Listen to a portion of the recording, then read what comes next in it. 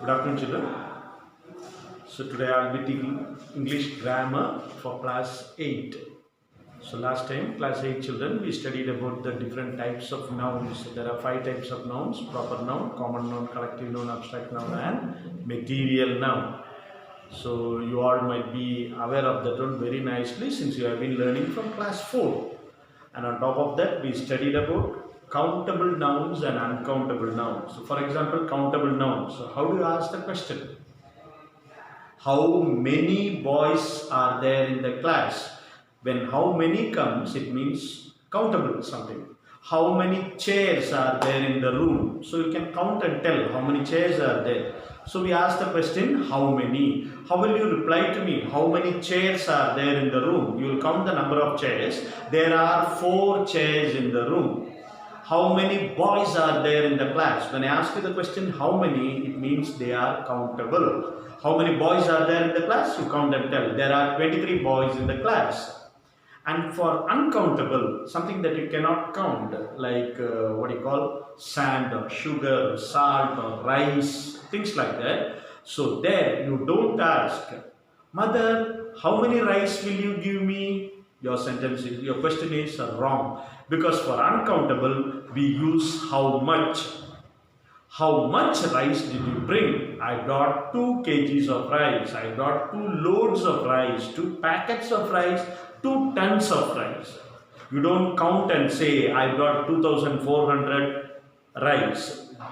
Is it clear? So for uncountable, we use how much, though it is not in your textbook. Just giving you that additional information. Sometimes you may find it somewhere. And then we studied about possessive nouns. What do you mean by possessive? If you had listened to the earlier class, you will be very sure possessive means possession. What do you mean by possession? Ownership. Who owns the car? It is my father's car. Last time I told you that example. Fathers. When you don't put that apostrophe, it means that you are talking about more fathers, many fathers. So everybody, we have only one father. So what is that? How do you show possession? It is my father's. If you want to write on the blackboard once, when you write like this, fathers, it means it's a plural. When you put the apostrophe, it shows ownership. It shows whose car is that one? It is my father's. Whose duster is this one? It is the school's duster. So when you write schools, whose duster is that one? It is the school's duster, school property. When you write like this, it becomes plural. 2 or more schools. When you put this apostrophe before yes, it shows that it is the property of the school. So that one we saw in the earlier class. And today what shall we see? We shall be seeing about compound nouns. So see, these are all very simple. You know about it. What is it? So I will not take much of your time. So we saw about the different types of noun. We saw about countable nouns, uncountable nouns. From the word you can understand countable, something that you can count. How many dusters are here? 1. How many pens? 1. How many pens are here? 1, 2. Countable, and something that you cannot count, uncountable. And then we saw about possessive noun. Possessive means it shows ownership. Whose. So we put an apostrophe before yes. And for some of the plurals which end in s, we put the apostrophe after s. And then today we are going to learn about compound nouns. So what do you mean by compound noun? Compound noun means 2 nouns joined together, so we get another noun. For example, you take this one, bed linen or dining table. Dining means eating. Table, we can use it for a lot of purposes, for writing or for cutting vegetables, chopping vegetables, or things like that. So dining is one word, table is another word, and when we join these 2, it becomes a compound word. Usually, when you are taking 2, like dining table, dining hyphen table, we write it, and some of the common words like this, we don't add anything. For example, we will take this noun. What is it? Day. You know what is day? Day and night. and then you know what is a dream. So day is one noun, today is Tuesday. Dream is another noun. When you take both the nouns together, we get another word, and that is called compound word. So in this case, the example that I have given is noun plus noun. One noun and another noun, when you take it, we get another one word, and that is called a compound word. For example, you all know the meaning of day, you all know the meaning of dream. And now what does it become? Daydream. Actually, daydream means to dream with your eyes open. Sometimes when you are napping under the tree, when you are sleeping under the tree, you just doze off and you think, oh, if I had Salman Khan's body, if I had John Abraham's bike with me, or if I had Mahendra Singh Dhoni's Hummer with me, I could have done like this, I would have flown there. You are just dreaming. You know it is not possible. It just makes you happy. That dream, when you are dreaming with your eyes closed in the daytime, that all we call it as a daydream. Daydream means fancy. And there are others like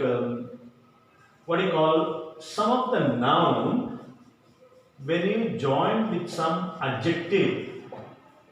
For example, cat. You all know cat, is it a noun or an adjective? It's a noun. Another one word, wild. He is a wild boy. So wild is an adjective. When you join these two, you get another word, and this is called a compound word. Wild cat. So what do you mean by wild cat? Wild cat means a jungle cat. So domestic cat means our cat which you see in our houses. And what is a wild cat? Wild cat are the cat family, the animals that belong to the cat family that you find in the jungles. Then again, we can make compound words with the help of prefix and suffix, and that's what we are going to see in detail here. So you might have studied in lower class. Even if you have not studied it, I will explain it once more. Pre. The word pre shows that before. Suffix means after. So the word, for example, you see here kind. The main word, or we call it as the head word. When you add, see, un in front of this one, this un is called as the prefix. Now we get the opposite of kind. What is it? Unkind. Now we see this kind. To this, when you add nes, it becomes kindness. So they are also compound words, and the word or the group of letters that you add in front of a word, we call it as prefix. Pre means before. Once you understand this one, suffix you will understand it is after. So the same way, misdeed. See here, deed is the main head word. Deed means some kind of work. So misdeed, when you add mis here, it is before deed, and so we call it as a prefix. And misdeed means what? Something wrongdoing. So we get this one, and you see here kindness. So kind is the head word. To that, when you add nes, it is after the word. So we call it as suffix. Now also kind plus kind plus ness, what do you get it? Kindness. See here, educated. Now here, educated, this D is a suffix, whereas when you add un here, this is a prefix. To educate, a word is educate. When you add after the word, this is called as a suffix. When you add something before the word, it is called as prefix. See, you know the meaning of fix, to fix something. Pre, where? Before. Suffix, where? After the word. So I hope the words prefix and suffix are very clear. In your examination, you will have some questions like this. Complete the following, or add, attach prefix and suffix to make the sentence meaningful or correct, and things like that. And in the next class, I will be giving you some assignments. So we saw about different types of nouns, countable and uncountable nouns. We saw possessive nouns. Possessive means it shows ownership. And today we saw about compound nouns. It's quite easy, I think. Compound nouns are It can be formed by joining two nouns, or it can be formed by joining a noun and an adjective, or you can make nouns like adding prefix or suffix. Thank you very much. Stay home, stay healthy.